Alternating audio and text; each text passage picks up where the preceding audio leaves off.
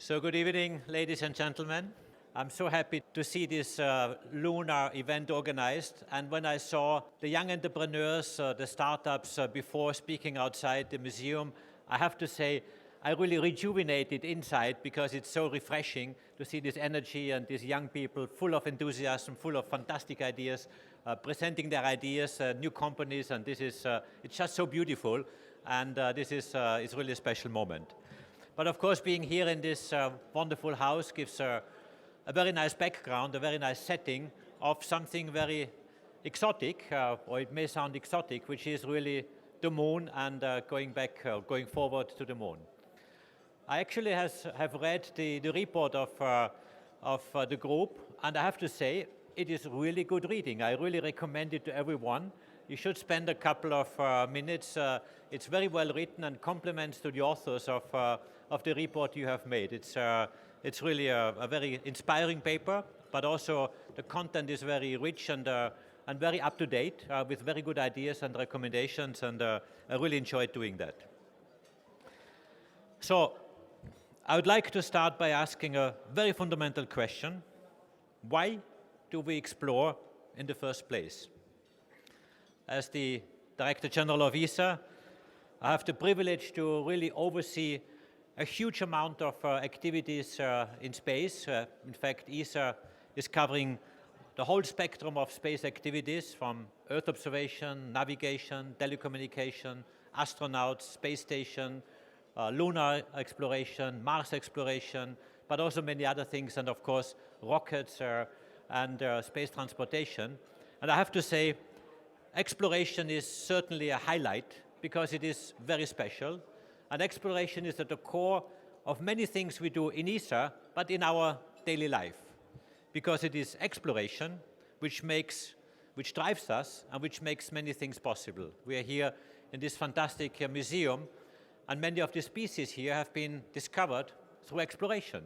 Exploration on land at the time, exploration of new fauna, of new animals, of new continents. This is at the core of human beings, to really explore and go to the unknown and go to beyond the borders which are well known and well understood. And we, human species, we have explored everything, all the continents, including Antarctica, the geography, the flora, the fauna, and this is very natural to us, and this makes us human beings. Or in other words, if we would not explore, we would not be human beings, because we need to explore, and this is what drives us, and this is what we do. And therefore, exploring other systems outside our planet Earth is very natural, and is something that we are born to do, and is in our DNA, and that's what we are doing. And this is exactly why lunar exploration, as being one of the next frontiers and the next steps we are looking into, is so important, and is actually something that we cannot not do. We cannot stop doing this, because it is stronger than us, and we will always put a lot of energy into it in making it happen. So since the space race in the 60s, in 1961 with the first human in space, as you know, in 1969, of course, the first human on the moon, we have had a model of almost 50 years of global and peaceful cooperation in space, culminating, of course, in the golden age of the International Space Station, with enormous science and technology research and findings coming out of it. Over the last year, that model has changed into a new race, and we are now facing a completely new race in space. And all of you know it because you are part of it and you contribute to this new race in space. In LEO, in the low Earth orbit, we have a race between China and the US, between commercial entities, companies, and the public institutions. To the moon, exactly the same. Onto the moon, we have a race between China, of course the US, but also India, and again, the commercial sector. And this is new compared to the last space race in the 60s. And to Mars, the same. Again, China, the US, and the commercial sector. And I think this is something that is completely new today as compared to the past. And that gives us energy, it fires up our space race and gives it a completely new dimension. And therefore we see things in a very different light. Exploration is crucial for humankind, and in this context, Europe cannot afford to remain on the sidelines. And let me just recall that the exploration of the big continent, the Americas, was done by Europeans. Europeans have built a ship to go there, to go to the unknown, and discover the new continent. I'm not saying whether this is all good or not, but Europe has discovered the new continent because Europe had a ship. And they have been, or the European countries have been getting very rich for centuries because of this exploration and these discoveries. And my question to all of you and to decision makers is, does Europe want a ship to explore the next continent, being the moon? Because that will be the next economic zone where new economic activity is taking place. Already today, we're having projects for communication, for navigation around the moon, not around the Earth, around the moon. There are companies discovering resources on the moon. In fact, Luxembourg, and I'm very happy to see Mark with us, is an extremely active country, already having recognized a decade ago that the exploration of the moon and resources, planetary resources, is a future business. And yes, it is happening, and I see it more and more happening every day, that there will be new economic activities coming. There will also be stations coming up on the moon, and the moon will be a basis to go further to Mars, and of course then explore other elements of the planetary system. Europe has a very strong strategy for exploration. The groundwork which was done also through this report by the ANRT, of course, is very welcome. I can say that I fully endorse the recommendations and the content of this report because it is giving us fantastic material on how this exploration could look like.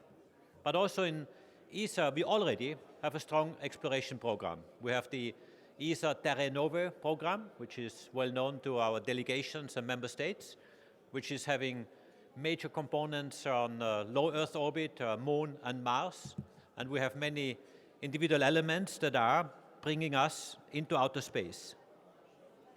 Of course, the Moon is not the end point.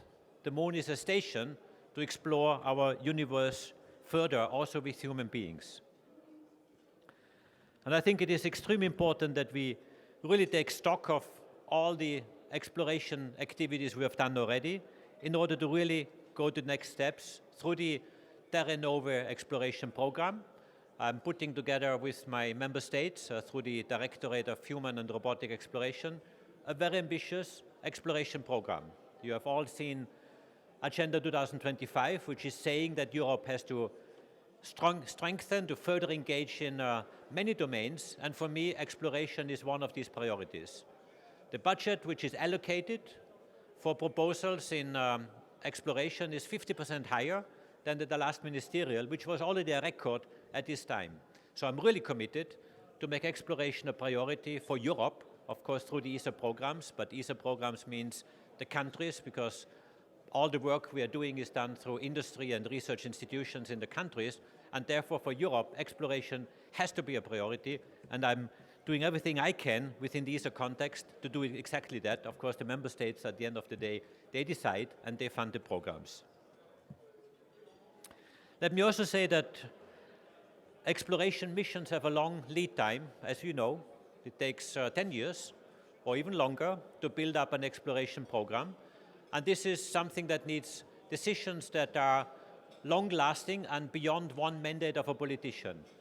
And it was already mentioned by Lionel that in February this year, President Macron and all the member states of the ESA and EU member states have made a very strong plea, first that Europe has to accelerate its spending in space and step up one level at least to be a stronger player, to be more independent, more autonomous, but also to look into exploration as the next domain where Europe should reflect on what we do and how we do it.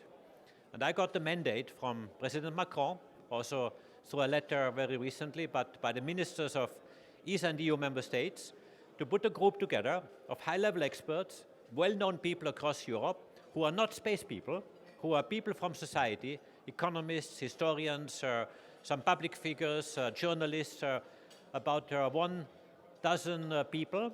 And these people should reflect and make recommendations to politicians, that means ministers, heads of state, what Europe should be doing in exploration.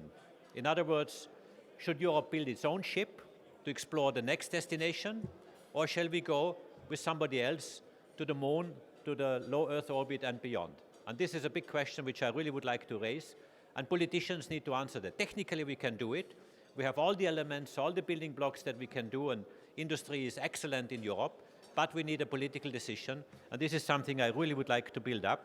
And for this, I'm organizing a space summit again next year in November, either in Germany or in Spain, because these are the two presidencies of ESA and European Union, and to bring these elements of this high-level group to the table with the cost element attached, with the decisions to be made, and ask politicians, decision makers at top level, what do you want in Europe? What do you want Europe to do?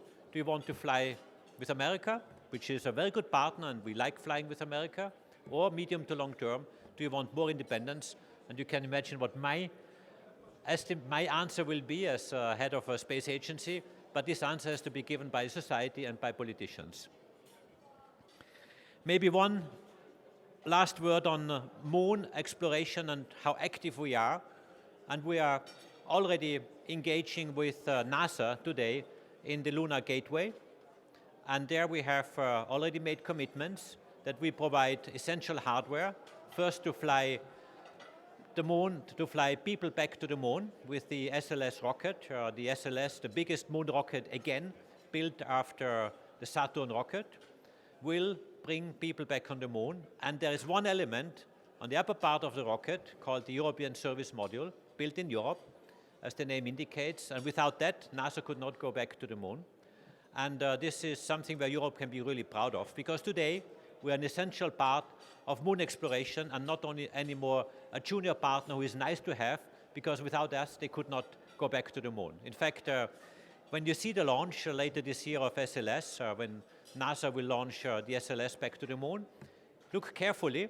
There's a big logo of NASA, of course, on the rocket, but underneath there's a small logo of ESA, and I'm very proud of that, because we have earned it and we have deserved it, and this means our member states, because NASA depends on us for the ESM, but also other elements. Of course, we also, on the gateway, provide the Esprit module and the iHub module, essential modules for the Lunar Gateway. And if I say that the contribution through ESA, plus some of the American companies who have bought from European companies components, especially Thales being one of the suppliers of American commercial companies, about half of the Lunar Gateway will be made in Europe. And I think Europe can be very proud of that. This is very different from today's space station, where of course we are a very junior partner. In the Lunar Gateway, we are a big partner, and NASA is happily relying on us. So we are ready to go to the moon.